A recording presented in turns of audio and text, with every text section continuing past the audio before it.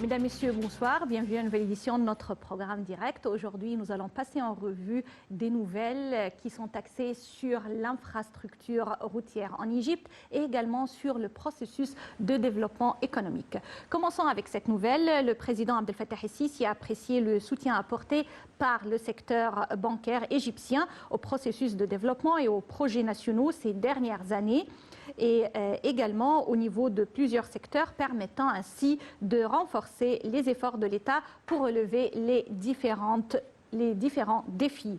Le chef de l'État a tenu ses propos lors d'une réunion avec le gouverneur de la Banque centrale d'Égypte, Tariq Amer, son adjoint pour la stabilité bancaire et un autre nombre de responsables bancaires en Égypte. Également, le président Abdel Fattah el-Sisi tient à renforcer la puissance globale de l'Égypte et à affirmer sa position par tous les moyens possibles, que ce soit par une force militaire dissuasive ou par une diplomatie capable d'avancer la vision du pays sur diverses questions nationales devant le monde. C'est ce qu'a affirmé le président de l'autorité du canal de Suez, Oussama Rabia. Il a également adressé ses vœux au président Al-Sisi à l'occasion de Eid al-Fitr et lui a transmis les remerciements et la reconnaissance de tous les travailleurs au canal de Suez.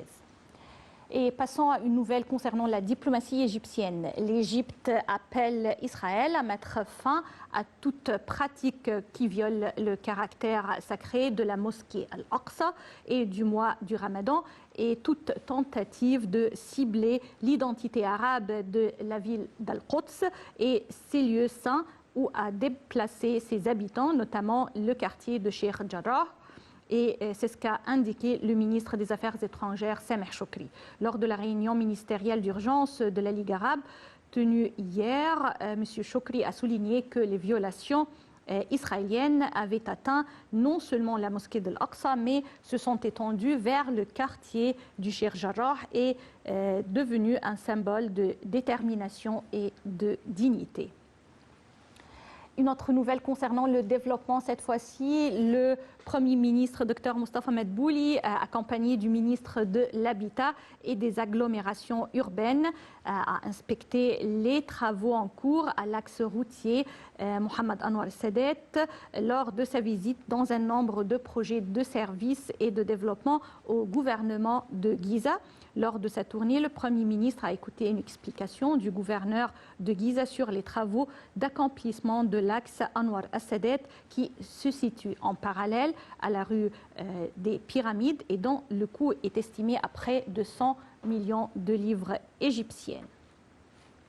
Nouvelle archéologique, cette fois-ci, l'Égypte a mis au jour quelques 250 tombeaux vieux de 4200 ans dans la province de Soheg et dans le sud du pays.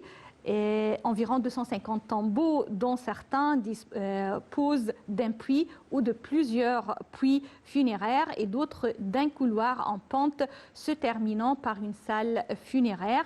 Et bien sûr, l'Égypte ne cesse de surprendre le monde entier à travers ces trésors qui ne cessent pas d'émerger d'un autre à l'autre et d'un temps à l'autre. À présent, juste une petite pause, puis on enchaîne avec la suite de notre programme et les commentaires de cette édition.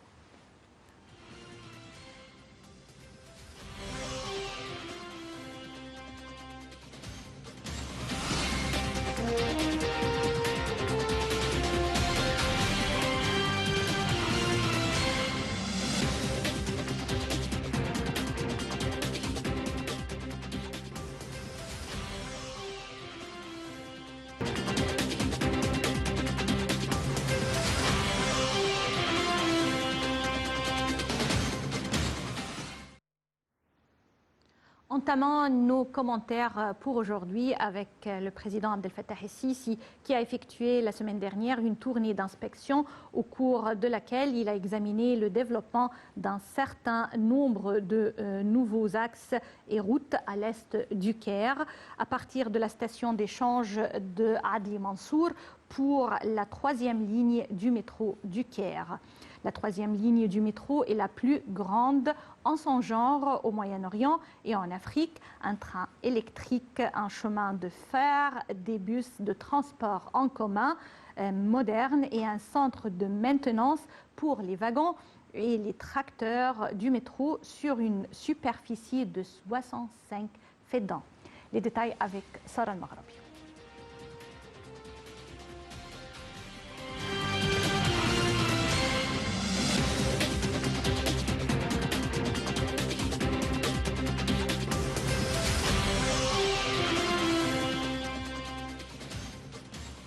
Le porte-parole de la présidence a déclaré que le président Abdel Fattah el-Sisi a inspecté l'axe du conseiller Adli Mansour qui a été établi avec une largeur de 16 voies de circulation, de 8 voies dans chaque direction, en comprenant 11 ponts pour les voitures et les piétons, afin d'être une nouvelle artère de la circulation qui s'intègre avec le réseau routier de la route désertique d'Ismaïlia, de Belbès et de l'est du Caire.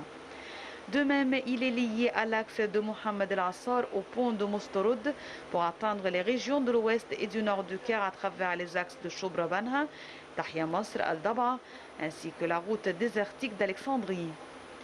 Au cours de la tournée d'inspection, le chef de l'État a discuté avec les responsables de plusieurs sites l'avancement des étapes exécutives en cours, en soulignant l'attachement au calendrier fixé pour la réalisation de projets d'après les spécifications techniques et d'ingénierie les plus élevées. Le président Sisi s'est également entretenu avec un certain nombre de citoyens, les félicitant à l'occasion du mois sacré du Ramadan, en écoutant leurs opinions ainsi que leurs conditions de vie.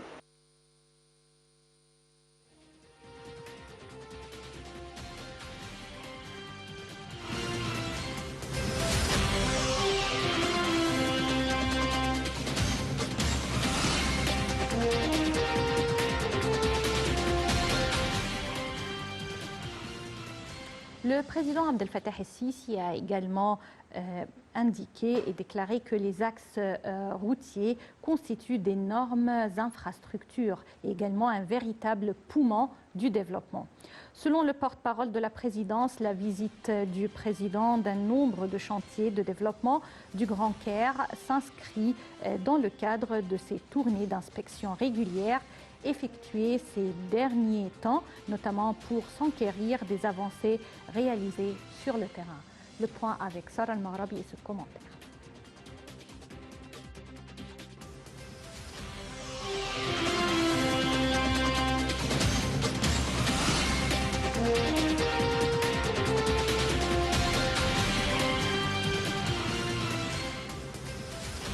Les axes routiers constituent d'énormes infrastructures et véritables poumons du développement, a déclaré le président Abdel Fattah el-Sisi. La visite du président d'un nombre de chantiers de développement du Grand Caire s'inscrit dans le cadre de ces tournées d'inspection régulières effectuées ces derniers temps, notamment pour s'enquérir des avancées réalisées sur le terrain, a affirmé le porte-parole de la présidence, l'ambassadeur Bassem Radi. Ces projets s'inscrivent dans le cadre du plan stratégique de l'État concernant le réseau de ponts et chaussées, non seulement au Caire, mais dans toute l'Égypte, a-t-il fait savoir, ajoutant que 7000 km de routes avaient été construites ces dernières années en vertu des meilleurs critères internationaux. Le président s'est rendu dans la région d'Ain Sira où sont entrepris de très grands projets et donné des directives pour que les routes dans certains quartiers où le trafic est hautement dense soient élargies, a fait savoir M. Radi. Le président a visité la région du Vieux-Caire et la place Sayed Aïcha, où un grand nombre de bidonvilles ont été démolis et dont les habitants ont été transférés vers de nouvelles villes construites récemment, a indiqué le porte-parole de la présidence, expliquant que ce quartier jouissait d'une histoire et d'un héritage culturel très ancien. Parlant ensuite du développement de la campagne égyptienne et des plans d'action qui seront exécutés, M. Radi a précisé que c'était une initiative présidentielle dans le cadre du projet national ambitieux sans précédent de l'histoire contemporaine de l'Égypte. Ce projet d'un coût de 500 milliards de livres vise à développer tous les villages de la campagne égyptienne où habitent près de 57 millions d'habitants.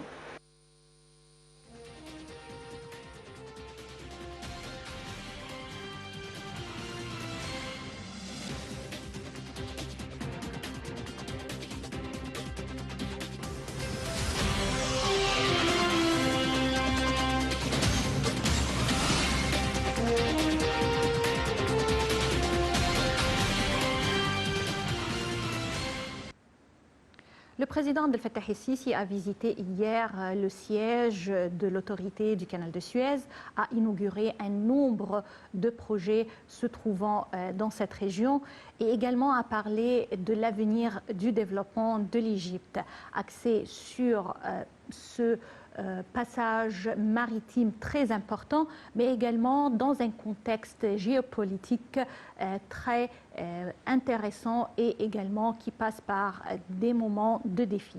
Plus de détails à travers ce commentaire signé Sarah Maghreb.